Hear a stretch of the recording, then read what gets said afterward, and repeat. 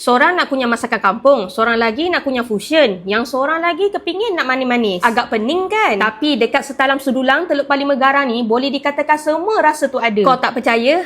Mari sini Ena nak tunjuk apa yang Ena selalu kunyah dekat sini. Yang kat depan Ena ni set kondangan. Kondangan ni bahasa Jawa bermakna kenduri. So sesuai nak kunyah 2 hingga ke 3 orang. Dalam set ni kau akan dapat udang galah masak lemak, 2 masakan Asia korang boleh pilih kecuali yang tak tersenarai. Macam Ena pilih ni ikan bawal sambal hijau dan daging balado. Sayur of the day, nasi minyak untuk 3 orang kunyah, 1 jug air yang korang boleh pilih di all the time favorite dan pencuci mulut. Lepas tu Ena tambah satu lagi lauk favorite Ena dekat sini, udang galah bakar. Rasa gravy dia tu seakan-akan ayam percik, berlemak, berempah dan aroma burn tu ada. Tapi kan kalau korang nak kunyah pasta, cuma tekak Melayu korang masih tak boleh dipisahkan. Ni ada beberapa Ena boleh recommend, antaranya beef linguine balado dan linguine kampung. Dua-dua ni korang yang suka pedas tu tolonglah kunyah. Tapi untuk anak-anak kecil macam biasalah, linguine klasik carbonara ni pun ada tau. Dan nak yang manis-manis macam Ena selalu kunyah mega affogato ni. Dia ni asalnya affogato, cuma yang ini lebih meriah dan serih lagi sedap. Sesuai sangatlah bagi penggemar kopi macam Ena ni. Untuk minuman pun kat sini ada macam-macam pilihan. Kopi ada, non-kopi ada, frappe ada, refreshing ada, air kosong pun ada wak. Sebab tu awal-awal tadi Ena cakap, setalam Sudulang ni boleh dikatakan macam-macam hado. So apa lagi? Yuk podo mampir. Memang marem weh.